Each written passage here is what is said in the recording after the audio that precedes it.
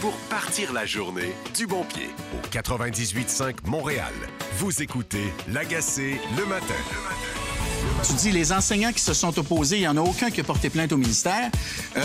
Le syndicat est au courant, là, parce que les enseignants là, qui combattaient le clan dominant, là, ils ont porté plainte à leur syndicat. Ben, je crois pas, moi, que le syndicat a fait son travail. C'est l'intérêt des adultes qui a pris le dessus sur l'intérêt des enfants. Les familles au Québec ont de plus en plus de la difficulté à boucler les fins de mois. Résultat, un enfant sur 5 a faim. C'est dérangeant. Moi, je trouve même cette statistique-là insupportable. Si j'étais ministre de l'Éducation ou premier ministre, cette statistique-là, moi, elle m'empêcherait de m'endormir le soir. Voici Patrick Lagacé. Lundi, le 21 octobre. Merci d'être là. On va commencer avec une météo. Très belle automne. Faut le dire, on a eu du très beau temps ces derniers jours et aujourd'hui, superbe journée là, qui se profile à l'horizon à Montréal. Ça va ressembler à ces derniers jours, justement. Du soleil, maximum 22. Et si vous sortez, là, vous vous apprêtez à sortir, c'est déjà très confortable ce matin. Demain, mardi, alternance soleil et nuages, maximum de 22 degrés. On aura même un ressenti de 24 avec humidex. Mercredi, même chose, du temps ensoleillé toute la journée et de la pluie en fin de journée. Je commence le tour d'horizon de l'actualité avec l'école Bedford, encore. Pourquoi encore? Parce que c'est extrêmement révélateur d'un certain laxisme administratif, disons, et syndical dans le monde de l'éducation, et aussi d'une tentative de retour du religieux dans l'espace public. Hier, Bernard Drinville était à Tout le monde en parle. Il a réagi à la suspension annoncée un peu bizarrement le samedi soir, un peu avant 22 heures, la suspension des 11 enseignants de ce qu'on a appelé à l'école Bedford de Côte-des-Neiges, le clan dominant. Donc, ils sont suspendus pendant le temps d'une autre enquête, et cette enquête-là, il y a déjà 2 personnes du ministère, semble-t-il, qui sont à l'école Bedford. Ce qu'on va déterminer, c'est est-ce que ces personnes-là ont porté atteinte à la dignité, à l'honneur de la profession enseignante et est-ce qu'elles méritent de garder leur brevet? Ça ne se décide pas dans le cadre des relations patronales syndicales. Ça se décide par une enquête du gouvernement du ministère de l'Éducation. Donc, M. Drinville a aussi donné son appui à la directrice générale du Centre scolaire de Montréal, Isabelle Gélina. Et moi, j'ai été très critique à ce micro, dans la presse aussi, envers Mme Gélina. Mais je dois vous dire, je pense que je comprends pourquoi le ministre fait ça. Donc, il faut mettre les choses dans leur contexte. Pendant un an, 2021-22, là, je pense, ou 2020-21, là, j'y vais de mémoire, il y a eu une tutelle au Centre de services scolaires de Montréal parce que c'était le bordel. Le diable était aux vaches. Donc, là, on a une directrice générale, Mme Gélina, qui ne s'est pas illustrée, me semble-t-il, par son leadership depuis le début de cette saga. Sauf que elle est là. Et là, elle semble prendre acte de la gravité de la situation. Si on la changeait, si on la poussait vers la sortie, est-ce que ça aiderait à faire le ménage non seulement à l'école Bedford, mais dans d'autres écoles? Parce que ce qui se passe à l'école Bedford, des profs rétrogrades, un climat rétrograde, parfois influencé par des considérations religieuse, et quand je dis religion, je parle de la religion musulmane, je suis pas sûr que de tasser Mme Gélina à ce stade-ci du match, ce serait vraiment utile. Personnellement, je dois vous le dire, là, je vois toutes les réactions à cette saga-là. Je vois les commentaires qui se font dans la sphère politique, du côté de plusieurs profs aussi qui prennent la parole, des commentateurs, de parents aussi, d'élèves qui ont vécu ça, là, et je me réjouis. C'est comme si la société québécoise avait des anticorps contre, d'une part, la médiocrité à l'école, de la part du corps professoral, ça existe, et d'autre part, justement, contre les tentatives du religieux de coopter les écoles. Parce que du côté de l'école Bedford, on a vu ça aussi. Dans l'école, il y avait une composante religieuse au côté rétrograde de l'approche de certains enseignants, mais il y avait aussi l'influence d'une mosquée du quartier, l'influence d'un centre communautaire où il y a de l'enseignement coranique. On voulait avoir un ascendant sur l'école. Je suis content de voir à quel point il y a cette levée de bouclier au Québec. Mais écoutez, c'est pas tout le monde qui est content. L'inévitable Adil Sharkawi, le prédicateur musulman, a attaché son trailer à cette controverse. On va l'écouter. Quelle religion Les gens voient leurs enfants, leurs filles du matin au soir. Wallah, si vous savez ce qui se passe dans les écoles et devant les écoles, Wallahi, et ils nous disent la religion. Quelle religion? Justement, il y a absence de religion. Justement, les parents voient leurs enfants dans ces écoles et ce qui se passe, c'est qu'ils sont en train d'effacer la religion. C'était Adil Sharkawi, vous le connaissez, c'est un agitateur musulman, fondamentaliste, là, qui, lui, va dire, écoutez, le problème, c'est pas que les écoles soient envahies par la religion. Le problème, c'est qu'il n'y a pas assez de religion à l'école. Je veux juste lui faire remarquer qu'il y a 3 semaines, il y a eu une manifestation de parents, principalement d'origine maghrébine. Et ça, c'était dans Saint-Léonard. Ces parents-là se souciaient, levaient un drapeau rouge parce que leurs enfants, leurs ados, sont recrutés de plus en plus jeunes par des gangs de rue, dans les écoles, sur les réseaux sociaux. Et ils n'ont pas parlé de religion. Ils ont parlé d'intervention des services sociaux. Ils ont parlé de conscientiser les écoles. Ils ont parlé aussi de conscientiser les parents de la communauté. Parlez à vos enfants. On ne sait pas trop ce qui se passe avec nos enfants. Je ne me souviens pas d'avoir vu des articles qui ont couvert cette manifestation. Il y en a eu quelques-uns qui évoquaient le besoin d'avoir plus de religion. Donc, je sais que quand M. Sharkawi prend la parole, je sais qu'il déclenche les passions. Mais moi, j'ai envie de dire une chose. Ne tombons pas dans son piège. L'immense majorité des musulmans au Québec, des Maghrébins au Québec, ne sont pas pratiquants, ne fréquentent pas la mosquée. Et ceux qui fréquentent les mosquées, comme les gens qui fréquentent les églises, la majorité de ces gens-là ne sont pas des fondamentalistes. Tombons pas dans son piège. Et une partie du piège de Sharkawi, c'est de penser qu'il parle pour la communauté. Je pense qu'il est très bon pour attirer l'attention. Je pense qu'il a ce talent-là, entre guillemets, mais je ne pense pas qu'il représente tout le monde. Et il faut toujours se souvenir qu'à l'école Bedford, parmi ceux qui s'opposaient au clan dominant, il y avait justement des Maghrébins musulmans qui trouvaient que ces approches rétrogrades n'avaient pas leur place à l'école québécoise. Marois Risky, la députée du Parti libéral, va être avec nous un peu plus tard à l'émission. Nouvelle de Thomas Gerbet sur le site de Radio-Canada. Là, Québec qui accorde 307 mégawatts à Y2Gene. C'est une compagnie qui est basée en Allemagne et qui est sur la Côte-Nord. 307 mégawatts, c'est le 2e plus gros bloc à être accordé par Québec après Nordvolt. Il semble que ce soit absolument immense. Donc, il y a une experte, là, Joanne Whitmore, chercheuse principale de la chaire de gestion de l'énergie à HEC Montréal, qui a réagi et qui a dit, écoutez, c'est une nouvelle très importante. Ça n'avait pas été annoncé, là. C'est un scoop de Radio-Canada.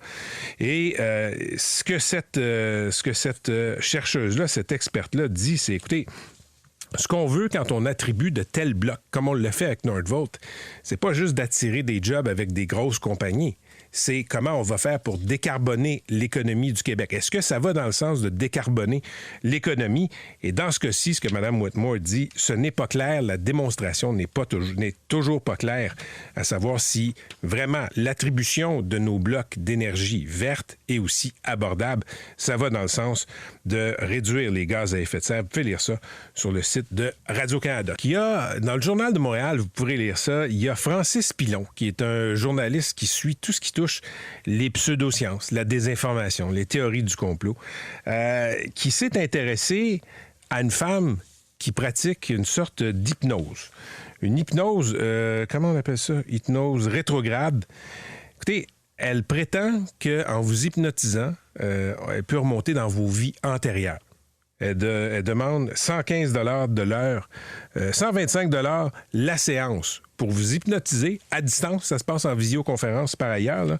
Et ce jeune journaliste, Francis Pilon, a été hypnotisé. Et là, ce que cette dame-là, qui s'appelle Linda Elisabetta Ranja, qui pratique au centre La Graine de Vie, c'est comme ça que ça s'appelle, La Graine de Vie à Brossard, ce qu'elle lui a dit, c'est écoutez, ton anxiété d'aujourd'hui ne t'appartient pas. Ça vient de la femme morte de la tuberculose que tu étais dans ton ancienne vie. Je sens de la faiblesse dans tes poumons. C'est plein de singeries comme ça. $125 pour une séance d'1h15, ça pourrait être juste une cocasserie, une niaiserie. On pourrait se dire, écoutez, les gens qui tombent dans ce panneau-là le méritent, mais l'Ordre des psychologues est inquiété par cette pseudo-science. On a confirmé qu'on prend la situation très au sérieux. L'hypnose, ça peut être une approche pour des séances de psychologie, là, de thérapie. Ça existe quand c'est fait par des professionnels. Quand c'est fait par quelqu'un comme Mme Elisabetta Ranja, Linda Elisabetta Ranja, ça peut être potentiellement anxiogène, dangereux. Et le journaliste raconte, il dit, écoute, d'abord, ça se déroule en visioconférence. Et là, elle propose ensuite de méditer. Il faut que tu gardes les yeux fermés pendant 1h15. Tu commences par ça. Garde les yeux fermés. Et là, dans un charabia difficilement compréhensible, elle suggère de s'imaginer en train de traverser le noyau de la Terre, de marcher dans une forêt, d'atteindre un lac, de monter une échelle vers son guide spirituel. Et c'est à ce moment qu'on atteindrait une bibliothèque contenant tous les livres de nos anciennes vies. Et là, elle dit au journaliste, elle ne sait pas que c'est un journaliste, évidemment, « Prends-en un et dis-moi ce qu'il y a dedans. » Méfiez-vous de ces charlatans. Ils trouvent toujours des manières de mettre la main dans vos poches. Et parlant de mettre la main dans vos poches, il y a Vincent Marissal, le député solidaire, qui a témoigné à la presse. Il a été fraudé. Sa carte de crédit a été fraudée. C'est une fraude de type faux représentant. Ça, faux représentant, c'est quand quelqu'un se fait passer pour quelqu'un qui travaille pour votre banque. On vous arrive. On vise souvent les personnes âgées qui sont pas très bonnes avec la technologie, qui peuvent avoir des problèmes cognitifs, qui vont faire confiance sans se méfier. Mais là, dans le cas de M. Marissal, quelqu'un qui connaît la technologie, c'est quelqu'un qui n'est pas une personne âgée, a toutes ses facultés cognitives, il est quand même tombé dans le panneau. Il dit que c'était extrêmement crédible. Écoutez, je vous épargne les détails, vous irez lire le texte de Tristan Péloquin dans la presse, mais on vous appelle, on vous dit... Voici votre numéro de carte de crédit et il y a eu une fraude dessus. On va vous envoyer par texto un code, activez le code, mais ce que vous ne savez pas, c'est que vous êtes en train de donner la permission au fraudeur de prendre votre carte de crédit qui n'a pas été fraudée, pas encore, et de la mettre sur son portefeuille virtuel dans son téléphone et de l'utiliser. Donc, M. Marissal et un autre employé de Québec solidaire qui ont été fraudés et qui témoignent à la presse. Donc, méfiez-vous. Meilleur conseil, et il y a quelqu'un qui donne ce conseil-là là, dans le texte de Tristan, si vous avez un appel comme ça, qui n'a pas été sollicité, quelqu'un qui prétend là, être de la compagnie de carte de crédit de votre banque, raccrochez et rappelez à votre succursale. Prenez le temps de le faire. Ça se peut que ça va alourdir un processus qui est légitime, mais ça se peut aussi que vous allez déjouer une tentative de fraude. Parlons un peu d'international. Il y a un mot sur Cuba. Il y a des pannes d'électricité majeures à Cuba. Ça affecte évidemment au premier chef les Cubains. On sait qu'il y a des gros problèmes de mise à jour des infrastructures à Cuba. Pourquoi? Bien parce qu'il y a un embargo américain qui vise l'île depuis des décennies. Donc, toutes sortes de produits qui sont difficiles à obtenir. Donc, tout ce qui contribue à la mise à jour, au maintien des infrastructures, par exemple les centrales thermiques pour produire de l'électricité, bien, c'est en train de s'effriter petit à petit. Et là, il y a des pannes qui sont généralisées depuis quelques jours. Là, il semble que dans certains coins de l'île, il y a eu des reprises du service d'électricité, mais grosso modo, on est plongé dans le noir là-bas et les témoignages qui nous parviennent des médias là, sont absolument brise-cœur. Les gens de Cuba qui sont déjà en train de souffrir à cause de cet embargo, bien, souffrent encore plus parce que maintenant, ça se déroule sans air climatisé et sans électricité. Jean-François Lépine va être avec nous un peu plus tard à l'émission. On va parler de tout ce qui se passe autour d'Israël. On sait qu'Israël a abattu le chef du Hamas à Gaza. Ça n'a pas eu l'effet pacificateur sur Israël que certains espéraient. Les frappes se poursuivent toujours à Gaza, les combats se poursuivent à Gaza. Il n'y a pas de négociation en vue pour un cessez-le-feu avec le Hamas là-bas. Et quant au Hezbollah au Liban, ben, fait toujours l'objet de frappes. Là. Il y a eu, maintenant, ce sont des banques qui ont été frappées par Israël. Et le premier ministre Benjamin Netanyahou lui-même, sa maison de campagne de villégiature là, sur le bord de la mer qui a été la cible d'un drone. Il n'y a pas eu de blessés, il n'y a pas eu de mort, mais semble que les opérateurs du drone savaient très bien où M. Netanyahou habitait. toujours sur le dossier israélien, il y aura une réplique des Israéliens contre l'Iran. On sait que l'Iran a envoyé une volée de missiles balistiques il y a quelques semaines, là, près de 200 missiles qui ont été envoyés. La plupart ont été interceptés. Il n'y a pas eu de décès côté israélien, mais il y aura une réplique. Et là, ce qui est sorti en fin de semaine, c'est qu'il y a eu une fuite de documents sur des sites pro-palestiniens là, sur une plateforme qui s'appelle Telegram. Semble-t-il que c'est exactement ce que les Israéliens sont en train de planifier.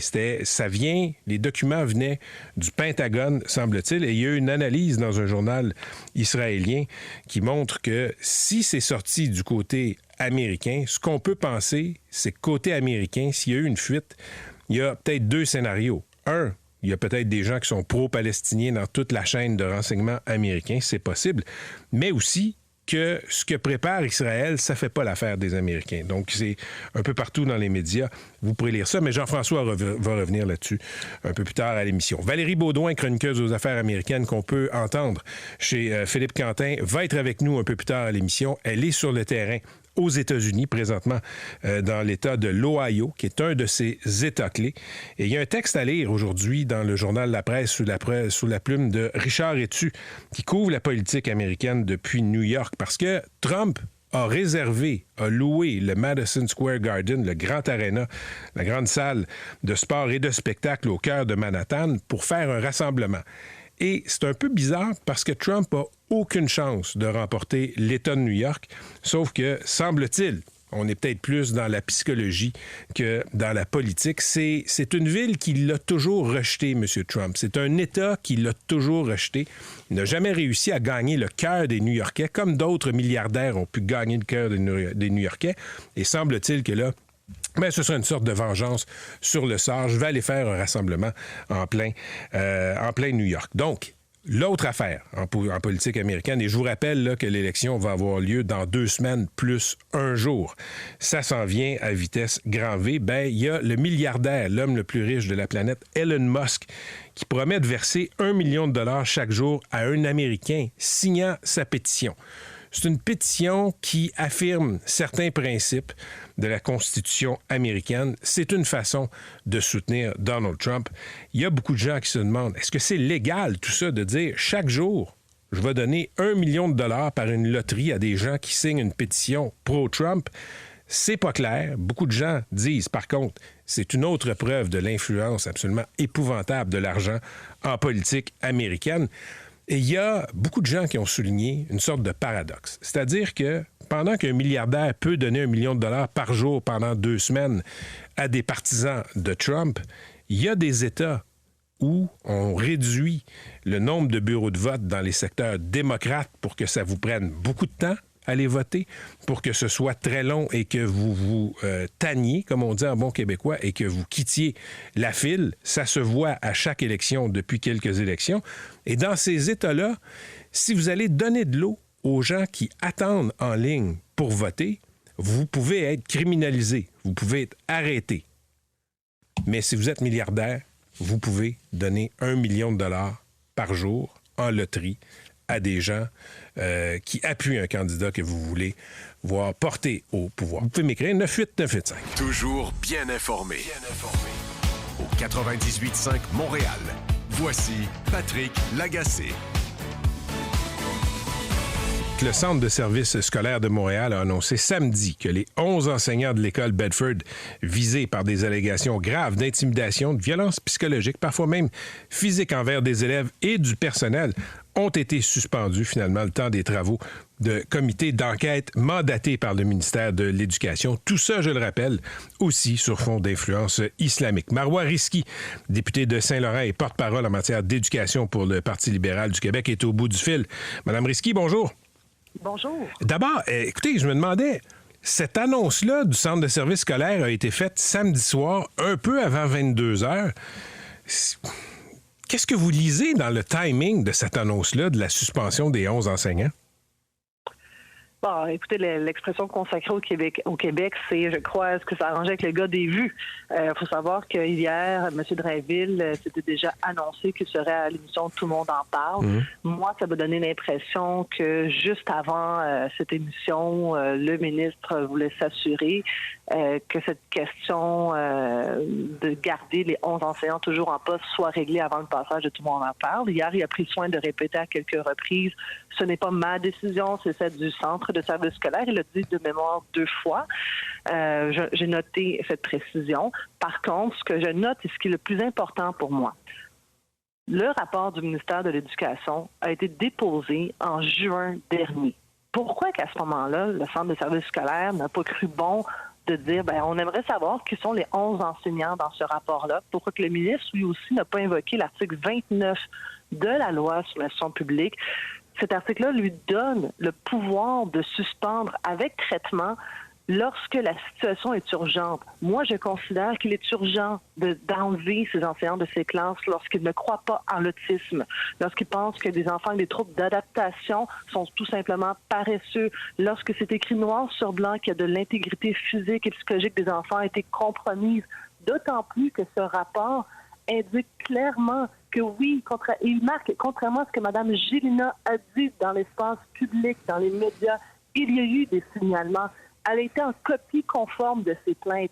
Elle n'a pas traité ces signalements comme des plaintes. Il me semble qu'à un moment donné, il faut qu'au Québec, on arrête de cultiver la médiocrité puis qu'on exige de l'imputabilité envers ceux qui font échec à nos enfants. Le centre de service scolaire, Mme Risky, lui dit, écoutez, on l'a su jeudi et on a agi là, samedi, on l'a annoncé. Est-ce que vous les croyez qu'ils l'ont appris juste jeudi? Non, parce que permettez-moi de faire la chronologie des événements. Le centre de service scolaire a lui-même commandé l'étude auprès d'un psychologue industriel. Cette étude-là, ils l'ont reçue en avril 2021. Le psychologue a rencontré 58 enseignants et membres du personnel de l'école pendant 2 mois. Et contrairement à ce que Mme Gélina me dit dans mon bureau de comté, qui en font plein des enquêtes externes comme ça, c'est pas vrai. Au cours des quelques dernières années, sur 188 établissements scolaires de Montréal, il y a eu seulement 2 enquêtes de ce type-là. Donc, alors, encore une fois, ici, là, c'est important. Après ça, Mme Gélina arrive en fonction en février 2022. La tutelle du centre de service scolaire est levée en juillet 2022. Le reportage, et c'est là le moment critique, le reportage de Valérie Leboeuf. Mme Leboeuf met en lumière le portrait très, très sombre et chaotique de l'école Betcher. C'est à ce moment-là que moi, je juge les actions de Mme Gélina. Qu'a-t-elle fait à partir de ce moment-là? Elle a tout fait pour qu'on regarde ailleurs. Le ministre de l'Éducation, quand je lui pose la question en chambre, il me lit la réponse de Mme Gélina. Il y a eu des enjeux passés. La situation s'est résorbée. C'est ça la réponse de Mme Gélina à ce moment-là. Et moi, quand je la rencontre en juillet 2023 à mon bureau de comté pendant plus d'1h30, elle ne veut rien savoir d'une enquête parce que selon elle, et je la cite, la situation n'est plus d'actualité. Mais... Parce que ma directrice me dit que les choses ont changé, je la crois. Donc, une directrice, il a fallu d'une seule directrice pour tasser un rapport de 2 mois d'enquête. Mais Mme Risky, je souligne que de façon contemporaine, là, en 22, en 23, elle avait raison. Il n'y en avait plus de problème. Et ça, c'est le rapport qui le confirme, le rapport ministériel. Pourquoi? Parce que les résistants étaient partis. Le clan dominant avait gagné. Je vous amène sur un autre terrain. Non, je m'excuse là-dessus, je préfère rectifier tout de suite. Non, le rapport dit qu'il y avait à ce moment-là un plan d'action que le centre de service scolaire a décidé de ne pas donner suite, et ce qui a fait tarir la relation de l'intervenant externe avec l'école. En d'autres mots, le rapporteur dans cette école a été tassé parce qu'on ne voulait plus savoir les problèmes. Les problèmes étaient toujours là. OK. Je vous amène sur un autre terrain. Il y a clairement là, des vices pédagogiques là, qui ont sévi dans cette école-là. Mais le rapport, vous l'avez lu comme moi, montre qu'il y avait une influence du religieux. Oui, dans les classes, mais aussi dans l'extérieur des classes. Il y a des forces religieuses musulmanes qui voulaient avoir un impact sur l'école. Je pense à un centre communautaire d'Arlington, une mosquée qui n'est pas nommée dans le quartier. Je me demandais, pour vous, là, la part de tare pédagogique dans cette école-là et la part d'influence religieuse, c'est quoi si on devait faire une proportion? Bien, moi, quand je lis le rapport, il faut comprendre bien la situation, même s'il ne marque pas noir sur blanc religieux, puis on ne sait pas parce qu'il y a des passages qui sont caviardés, donc là-dessus, je me garde une réserve. Ceux qui me disent non, on ne parle pas de religieux, Est-ce que faire son ablution, c'est-à-dire sa préparation à la prière, vous ne considérez pas ça religieux? Moi, oui. Je crois que c'est un acte de prosélytisme. Et ça, c'est interdit. Nonobstant la loi 21, nos écoles sont laïques bien avant la loi 21 et le prosélytisme est interdit dans nos écoles nonobstant la loi 21. Ça existait avant, puis il faut qu'on le maintienne.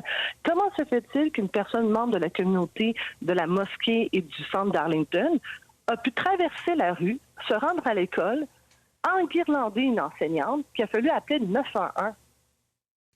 Désolé, là, ça transpire le religieux dans tout ça, alors qu'on refuse d'enseigner ou très peu enseigner l'éducation sexuelle et la science. Je répète, la science était très, très peu enseignée. Là, on donné, il va falloir que les gens prennent leurs responsabilités collectivement. Parlant de religieux, il y a le prédicateur Adil Sharkawi, qui n'est pas basé du tout dans le quartier Côte-des-Neiges, mais qui a mis son grain de sel dans cette saga. Il a fait un prêche il y a quelques jours qui a été diffusé dans un live Facebook. On va en écouter un extrait. Ça vous concerne, Mme Risky. La marois de service. Ils te sortent l'esclave de service. Vous savez, l'indigène de service, celui qui travaille pour eux.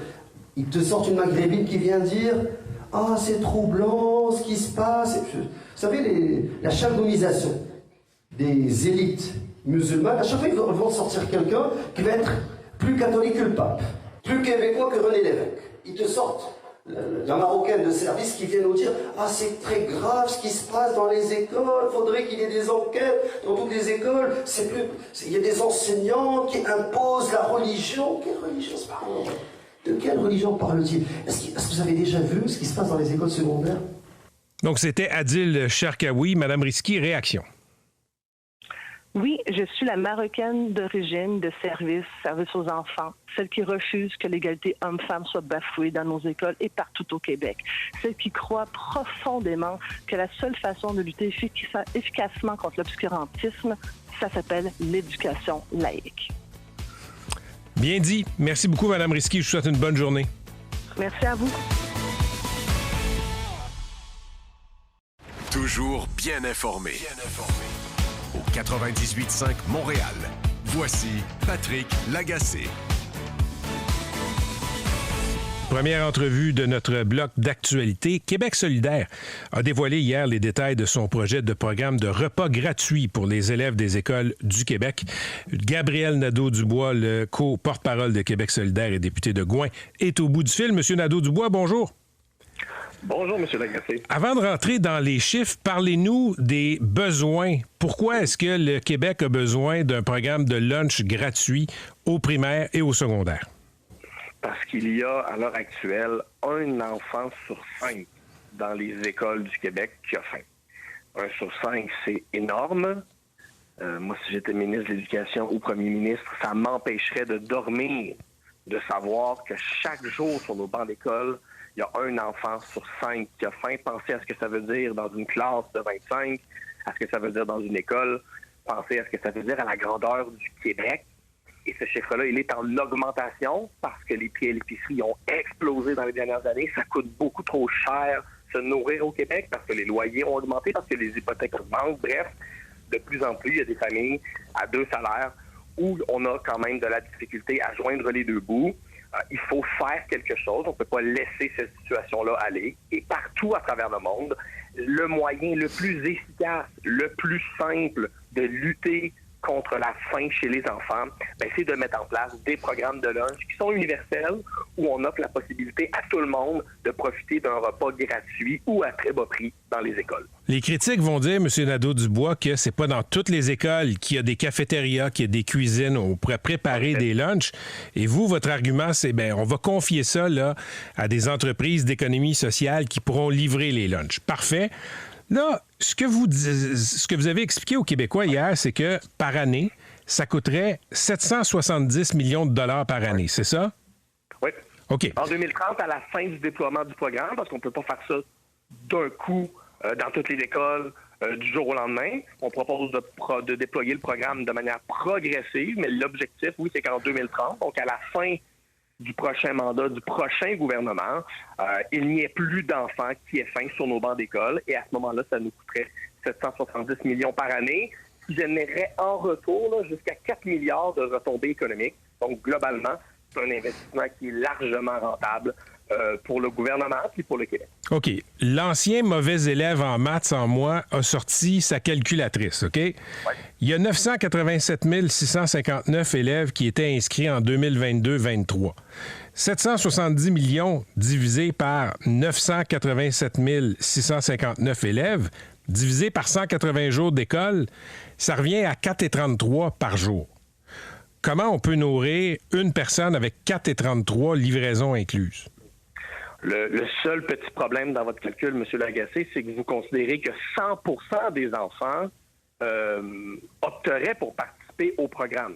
Partout à travers le monde, et il y en a de nombreux pays où il y a des programmes universels comme ça, il y a des options pour se retirer du programme. Ce ne serait pas obligatoire. Si vous, par exemple, décidez de continuer à faire un lunch à votre enfant, il n'y aurait pas de raison que le gouvernement vous en empêche. Dans tous les pays, là, les taux de participation sont à peu près de 70%. Donc, nous, on a chiffré notre proposition en se basant sur l'hypothèse que les Québécois et les Québécoises participeraient autant à ce programme-là que le font les gens en Finlande, en Suède, au Brésil, en Corée du Sud, dans les 8 États américains où ça existe.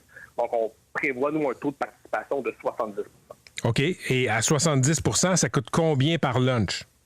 Ouais, écoutez, là, j'ai pas ces chiffres-là devant moi, mais c'est sur ces bases-là qu'on a calculé le coût du programme. On a utilisé les chiffres qui sont mis de l'avant par les organismes eux-mêmes, là, comme la Cantine pour tous, par exemple, avec qui on pense que le gouvernement devrait travailler pour déployer le programme. Vous voyez où je veux en venir. Moi, je trouve que c'est une idée fantastique.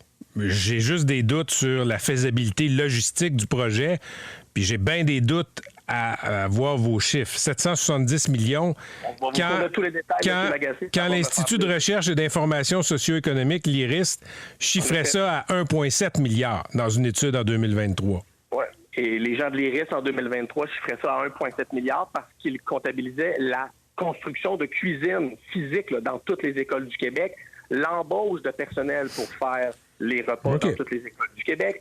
On comptait également là-dedans un investissement pour faire des cours d'éducation à une alimentation saine. Nous, c'est des choses qu'on n'a pas retenues dans nos chiffres. Alors, on est très confiants qu'à 770 millions de dollars, avec un taux de participation de 70 %, on nourrit tous les enfants du Québec. La différence aussi, c'est que l'IRIS prévoyait un programme 100% gratuit.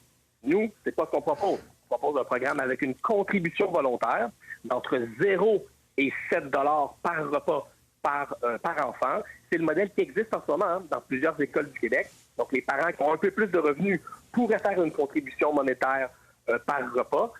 Puis, pour votre information, en ce moment, là, c'est à peu près un parent sur 4 qui donne le montant maximal dans les modèles qui fonctionnent comme ça, donc près de 6 $ par repas. Fait que vous comprenez qu'un modèle comme ça, ça a également l'avantage de faire diminuer significativement le coût du programme pour les finances publiques. Nous, ce qu'on prévoit, c'est une contribution moyenne de 3,50 $ par repas, par enfant. Et ça, c'est des statistiques qui sont celles du Québec de 2024, où c'est déjà ça la moyenne de contribution dans les écoles où il y a des programmes comme celui qu'on propose, c'est-à-dire des programmes qui sont gratuits, mais avec une possibilité de contribution volontaire. C'est ce qui explique qu'on est capable de chiffrer la proposition à 770 millions de dollars par année. Mais pour vous dire, là, à 70 % d'adhésion, là, notre équipe l'a calculé en temps réel, ce serait 6,48 par enfant. Ça me semble bas. Dans ce calcul-là, M. Lagacé, vous n'incluez pas la contribution parentale. Ça me semble bas, mais ça a le mérite de lancer une discussion sur un sujet intéressant. Je pense que pour que vos auditeurs soient bien informés, c'est important de préciser que dans le calcul que vous faites en direct avec moi ce matin, vous ne calculez pas la contribution parentale, le montant que les parents donneraient. Volontairement? À 3,50 par repas. Volontairement.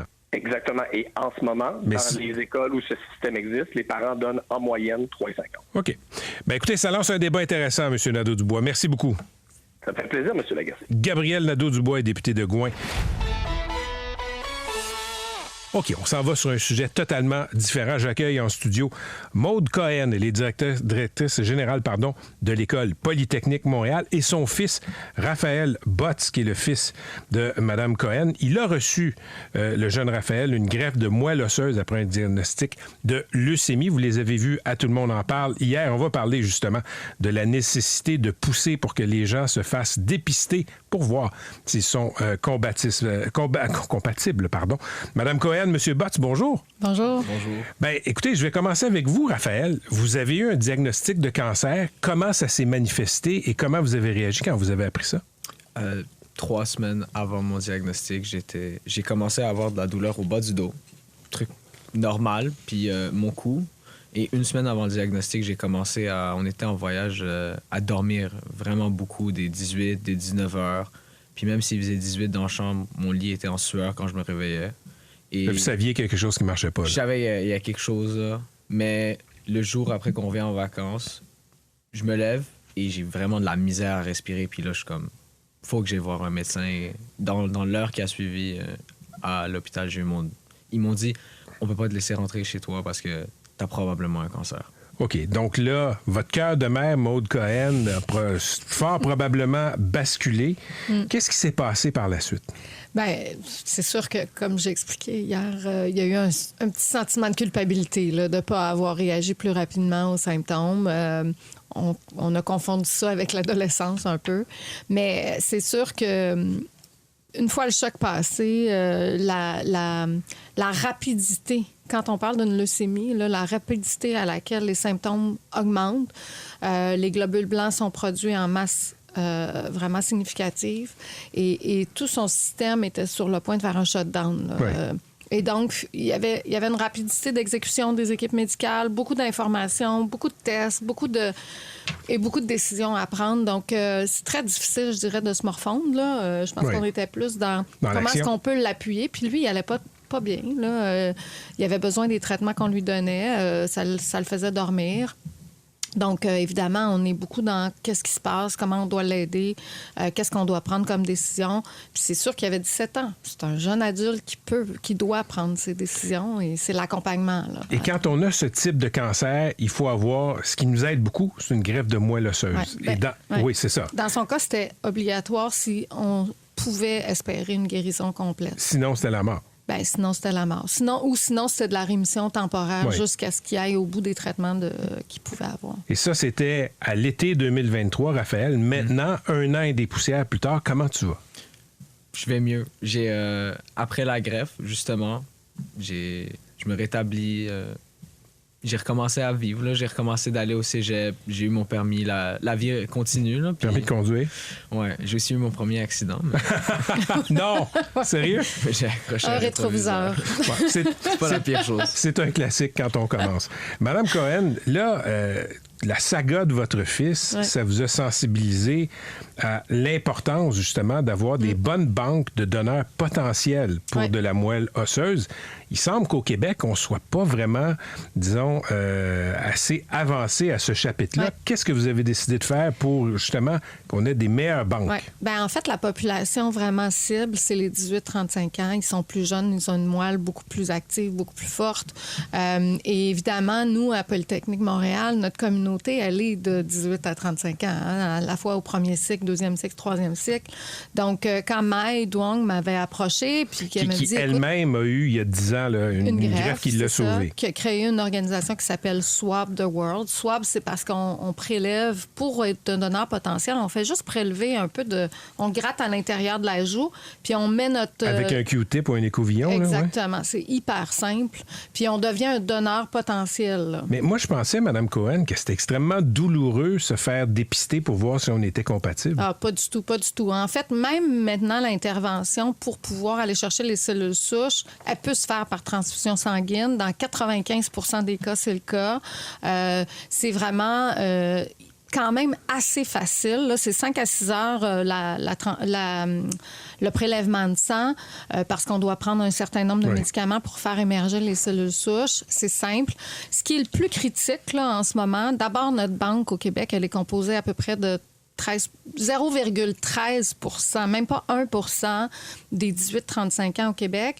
Le plus grand enjeu qu'on voit, ce sont vraiment les communautés qui sont moins représentées dans cette banque-là, parce que c'est une banque internationale qui est beaucoup plus caucasienne. Les communautés ethniques. Là. Les communautés ethniques. Donc, encore une fois, les communautés noires, les autochtones, les asiatiques se retrouvent à avoir très, très peu d'options.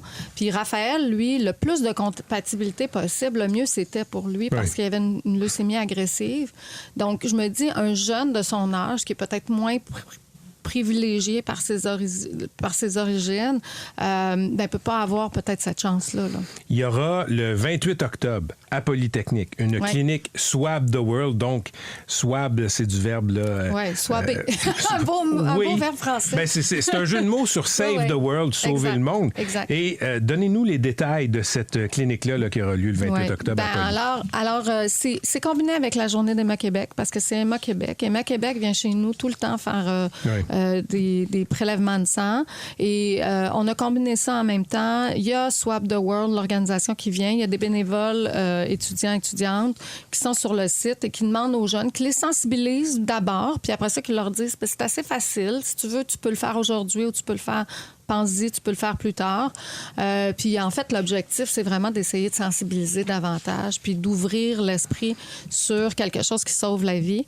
Je vais juste vous donner un exemple. En Allemagne, toute la communauté militaire fait ça. Tous les militaires font ça. Donc, ça devient à peu près 60% des greffes de cellules souches se font grâce à ça parce que la communauté allemande est beaucoup plus sensible à la question. Oui, puis le but, c'est évidemment de sauver des vies. On a quelqu'un qui a eu une vie sauvée ici. Et je le signale, Raphaël, le donneur, dans ton cas, est venu des États-Unis. C'est là qu'on a eu une compatibilité, je ne me trompe pas. On n'est pas sûr encore. On n'est pas sûr? J'ai des informations sur mon donneur dans les 3 prochains mois. Dans 3 mois, j'ai l'opportunité d'avoir son courriel, son numéro, savoir d'où il vient. Mais ce qu'il nous a dit au début du traitement, c'est compte tenu de mes origines avec mon père européen, c'est très probablement une banque européenne ou États-Unis. C'était ça mes 2 options. Raphaël, c'est toi qui as eu la vie sauve. Je vais te laisser le mot de la fin. Incite donc les gens à venir à la clinique le 28 octobre à Poly.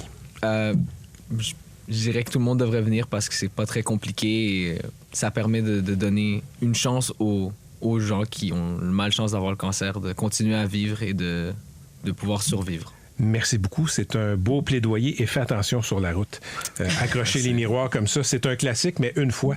2 fois, tu vas voir, ça va coûter cher avec les assurances. Madame Cohen, merci beaucoup. Jérémy, merci beaucoup.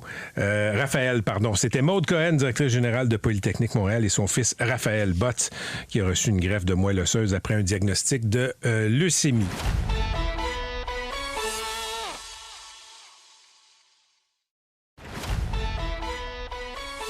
Voici Patrick Lagacé. On va rester sur la thématique du cancer. Est-ce normal d'attendre 5 mois avant d'obtenir un premier traitement contre le cancer après avoir reçu un diagnostic? Il y a un dossier très troublant dans le Journal de Montréal aujourd'hui. Là, il y a le tiers des répondants qui ont été atteints de cancer, qui ont dû attendre, selon ce sondage léger, plus de 20 semaines avant de commencer à être traités. Dr Normand Blais est président de l'Association des hématologues et oncologues du Québec. Dr Blais, bonjour. Bonjour, Patrick. 20 semaines, il me semble que c'est pas à la hauteur de l'urgence qu'on voudrait voir se déployer quand on a un diagnostic de cancer. Vous avez bien raison.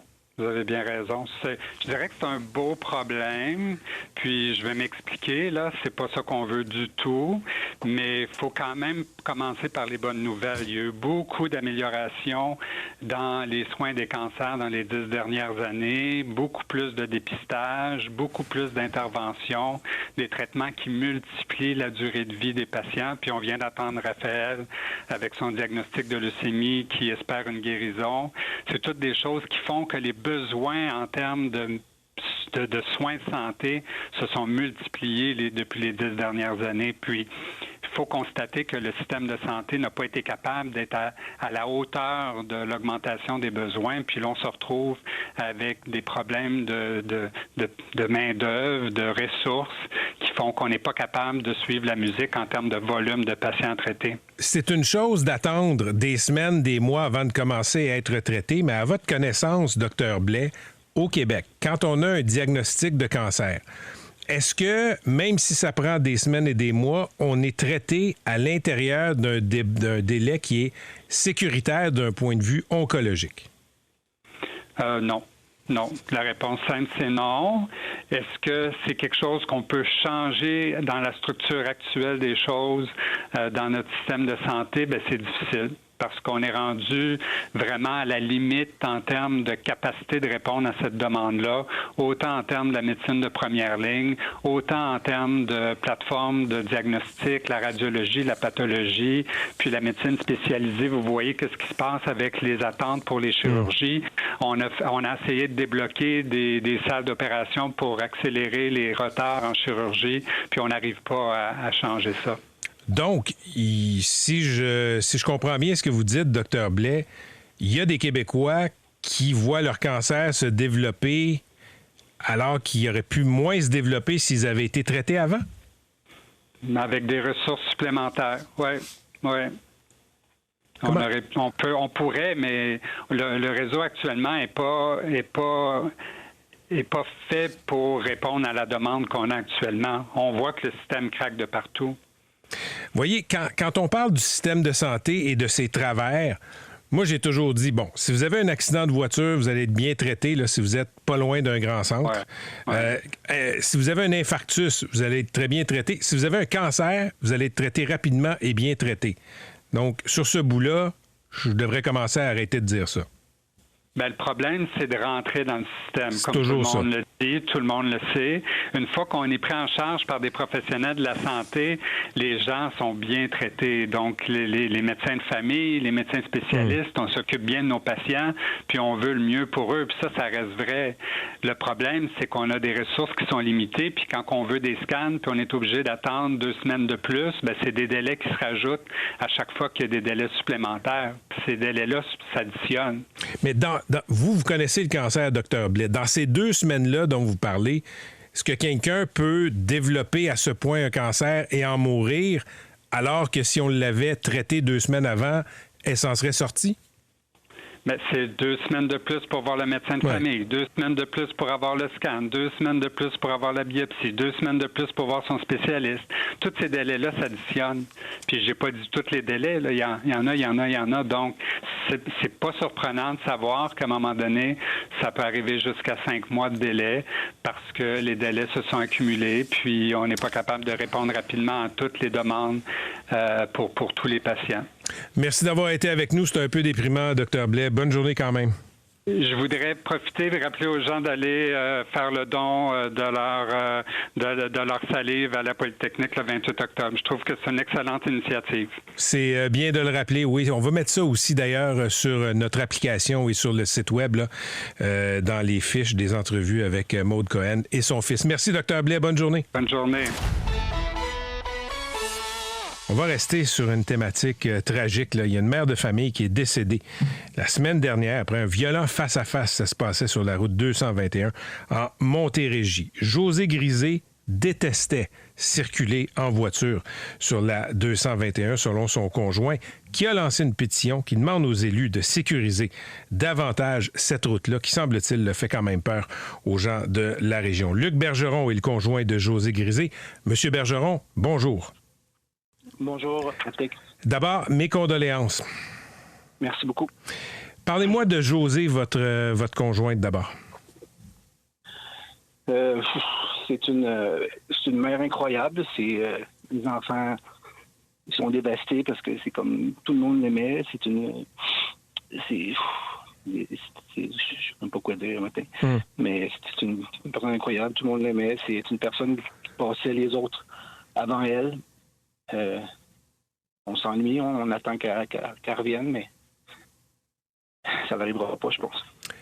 Qu'est-ce qui s'est passé sur la 221? Honnêtement, on ne sait pas encore parce qu'on attend le coroner, les résultats du coroner, qui ont dit que ça ne sera pas avant vendredi cette semaine. Mais la seule chose qu'on a entendue, c'est un dépassement, mais c'est à cause des phares qui étaient forts, c'est à cause qu'elle s'est endormie, c'est à cause que on ne sait pas, on n'a aucune idée. Mais ce qu'on sait, c'est que cette route-là est vraiment dangereuse, puis c'est pas d'allure. Il y a 2 semaines, je disais parce que je travaille qu'il y a eu un autre accident, puis ça va arriver à mes enfants, mais non, ça arrive à ma propre femme. C'est une route, Luc Bergeron, là, qui est réputée dangereuse dans votre coin de pays. Et votre conjointe, José Grisé, avait déjà dit qu'elle n'aimait pas l'emprunter. Elle déteste cette route-là. Elle ne prenait jamais. Ben, Oui, elle apprenait parce qu'elle n'avait pas le choix pour aller travailler. Elle travaillait à l'hôpital Anne-à-la-Berge. Elle est infirmière, fait qu'elle passe par là. Mais si on allait ailleurs, je sais pas, au distance ou n'importe où, on passait tout le temps par Saint-Pierre, par une autre route, parce que surtout le soir, parce que on voit rien, il n'y a pas de lumière. L'hiver, c'est glissant, il y a tout le temps des plaques de glace. Il n'y a même pas, il y a pas de policiers pour... mais il y a pas, c'est la SQ, nous, qui est à Napierville, il n'y a aucun policier qui surveille là. Il y a pas de... Ils ont mis genre des panneaux là, pour la vitesse, mais ils sont comme... C'est comme une décoration, là, ils ne sont jamais allumés. Il y a plein d'affaires. Monsieur Bergeron, vous avez lancé une pétition pour interpeller les élus. Qu'est-ce que vous demandez? Bien, au fond, vu que surtout tous les gens à Saint-Rémy ou nos amis, on sait que ça n'a pas d'allure, là, qu'on veut vraiment, on veut vraiment que ça change parce que il y a eu, juste en un mois, il y a eu 3 accidents à 221. Honnêtement, il doit y en avoir 5 à 6 par année. Fait qu'on veut juste qu'ils fassent des changements. Ils peuvent soit ajouter un terre-plein en plein milieu, ils peuvent rajouter des lumières, ils peuvent faire les comment ça s'appelle, mais les encoches que tu mets sur le bord des routes pour que ton auto vibre. Mettre des radars qui sont fonctionnels. Moi, j'ajouterais même 2 arrêts obligatoires au point de la rue où c'est arrivé, l'accident Saint-Simon puis Sainte-Thérèse. On veut juste que ça ralentisse. Il pourrait aussi réduire la vitesse à 70, 50 même. On sent votre désarroi. J'espère que votre appel va être entendu, M. Bergeron. Je souligne que la pétition s'intitule « Route 221 ». Plus jamais de vie perdue, agissons maintenant. Donc, en tapant ces mots-là dans Google, on va arriver rapidement à la pétition. Merci de nous avoir parlé. Je sais que ça n'a pas été facile pour vous d'accepter de faire cette entrevue-là, mais je pense que c'est un message nécessaire quand des routes sont dangereuses comme ça. Merci et mes condoléances encore. Merci à vous, c'est très gentil. Les gens en studio marchent les fesses serrées parce que les fesses serrées et mettent, je sais pas pourquoi, leurs mains devant leurs yeux. Pourquoi? Ben oui, parce que Mesmer, le fascinateur, est en studio. C'est un maître de l'hypnose qui nous présente son nouveau spectacle. Bonjour, Mesmer. Bonjour. C'est normal d'avoir une certaine crainte de l'hypnose en passant, hein, parce que c'est de l'inconnu pour la plupart des gens. Mais normal d'avoir une certaine crainte de vous. Là. Personne ne veut se mettre à faire le poulet devant le public. Je ne vais pas jusque-là. Je ne vais pas faire le poulet sur scène. C'est pire que ça. Ça donne le goût. Mais on va arriver au cas de Fred Labelle que vous avez hypnotisé il y a quelques mois. Quelques mois. Mais avant, là, moi, j'ai jamais vu un de vos spectacles, Mesmer. C'est quoi le truc? Ben, le truc, il n'y a pas de truc là-dedans, c'est que c'est le public qui est invité à participer au spectacle d'hypnose et je fais des tests de réceptivité avec le public qui est là. Et en général, 15 à 20% des gens dans le public sont réceptifs à l'hypnose rapide parce qu'on est tous réceptifs à l'hypnose, mais avec des techniques différentes et le temps va varier d'une personne à l'autre aussi. Mais moi, mon but, c'est que ça aille rapidement, qu'on ait une mise en scène qui s'enchaîne rapidement et qu'on ait directement à faire vivre des aventures aux gens sur scène. Alors, c'est le public qui est invité à monter sur scène. Et une fois qu'ils sont sur scène, rentrent dans un état second, dans les 13 Hertz, au niveau du subconscient. C'est le titre du spectacle. Ben, ça, 13 Hertz, c'est l'inconscient, le subconscient qui est là. Puis on ouvre les portes de l'inconscient. Et à ce moment-là, on peut faire vivre des aventures aux gens sur scène comme s'ils étaient là réellement. Donc, c'est pas de la magie, là. C'est vraiment de la technique. C'est de la technique. Puis je suis un peu à la merci des gens, aussi du public. Si j'ai pas de volontaire sur scène, il n'y a pas de show qui arrive. Là. Mais avec les années d'expérience que j'ai réussi à m'adapter au public qui est devant moi puis aller chercher le plus de gens réceptifs possible pour faire le show. Et quand les gens sont sur scène, j'ai un casting à faire rapidement aussi pour faire OK, lui, je le vois bouger, il va être bon pour ça, elle va être parfaite pour ça. C'est un casting en 5 minutes et qui fait en sorte que le show va lever ou pas. Là, parce que 20% des gens, c'est...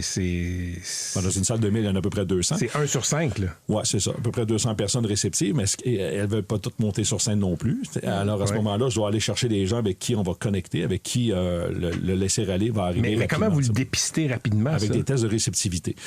Par exemple, je demande aux gens, ils m'ont sûrement déjà vu, souvent les gens m'ont vu à la télé, les doigts qui collent ensemble, les mains qui collent ensemble. J'ai d'autres techniques aussi qui peuvent vous aider à rentrer dans ces 13 Hertz-là, qui font appel à vos ondes cérébrales, dont le numéro final de mon spectacle où je me transforme en DJ.